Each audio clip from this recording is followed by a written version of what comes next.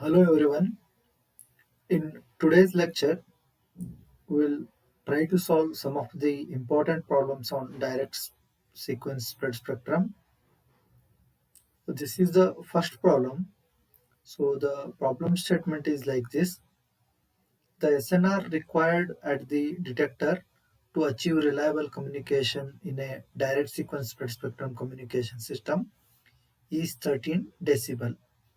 So the required SNR is 13 decibels. Okay. Now, if the interference to signal power at the receiver is 20 decibels, the interference to signal power, that is Pi by Ps, Pi by Ps is equal to 20 decibels. This is our second data. And we need to determine the processing gain. What is processing gain? Processing gain is Pg, or you can say W by R, for achieving a reliable communication. For reliable communication, what must be the processing gain such that these two conditions are satisfied? That is what asked. Since the given SNR and signal interference to signal power are in decibels, we need to convert them into linear scale, because the processing gain W by R or LC is need to be calculated in the linear scale.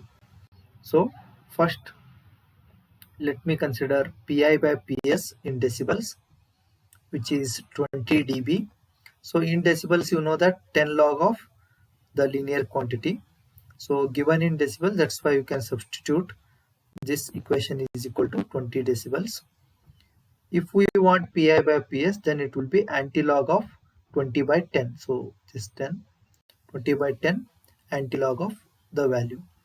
It would be 100.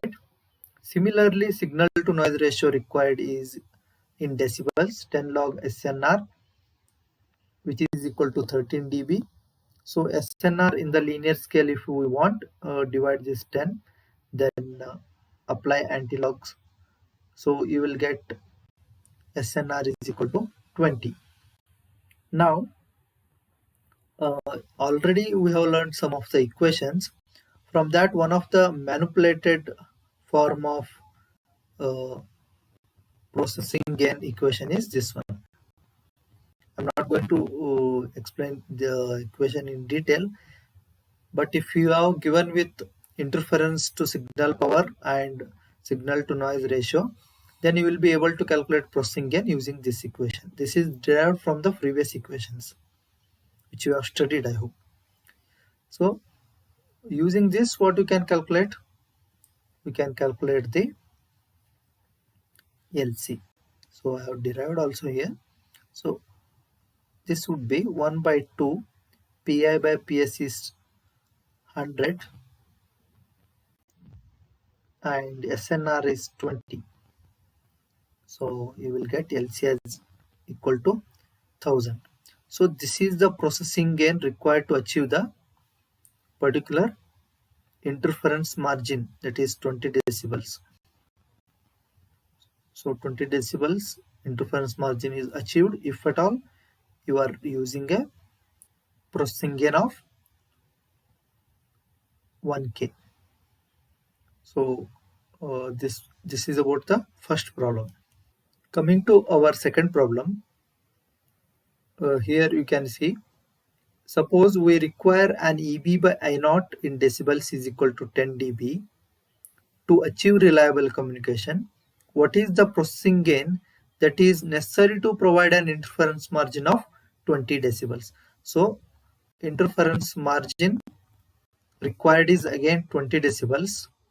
Here instead of SNR, he has given EB by I naught. EB by I naught is not signal to noise ratio, it is signal to interference noise ratio, which is 10 decibels. We know an equation relating these three terms. Pi by Ps, that is interference margin, is given by processing gain minus the EB by I naught in decibels. So we don't know processing gain, so definitely we can calculate processing gain is equal to 20 decibels plus 10 decibels, that is 30 decibels. Now this is in decibels. We want always processing gain in terms of linear scale.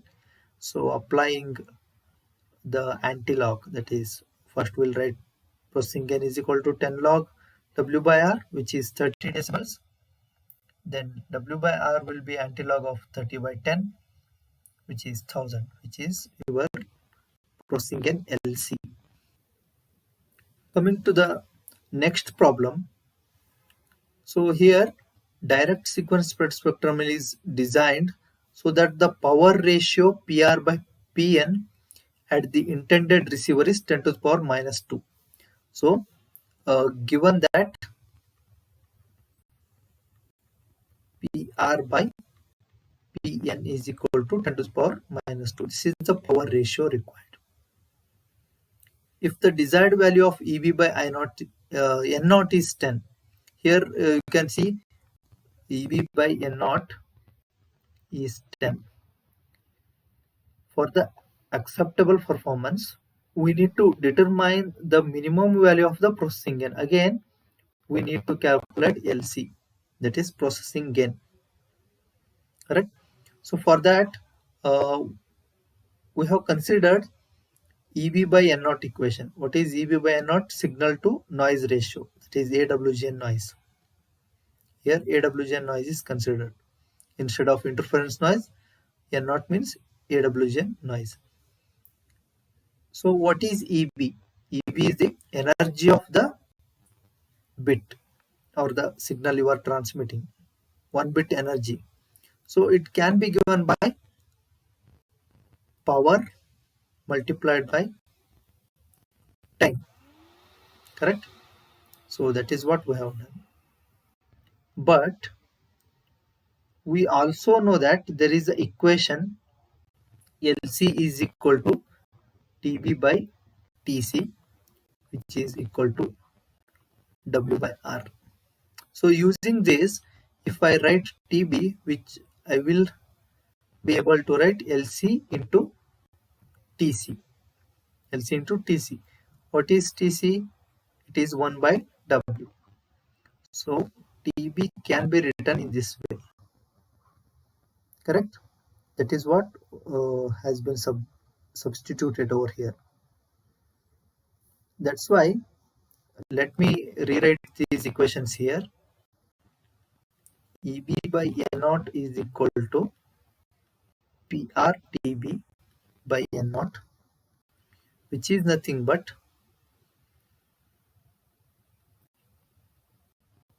PR LC TC by N0, correct?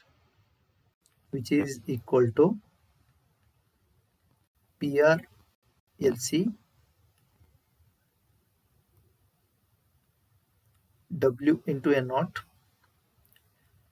bandwidth of the PN sequence, W means. Now, what is W into N0?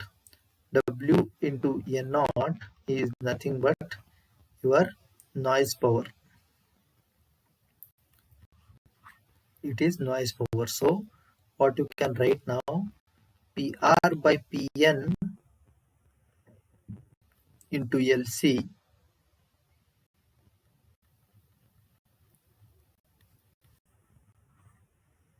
let me write it over here. Okay.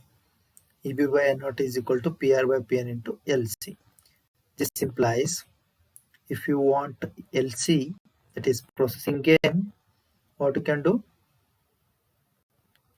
EB by N0 divided by PR by PN. Here no decibel term, so directly we are using the equation. So it is 10. PR by PN is 10 to the power minus 2. So again, interestingly, you find that it is 1000.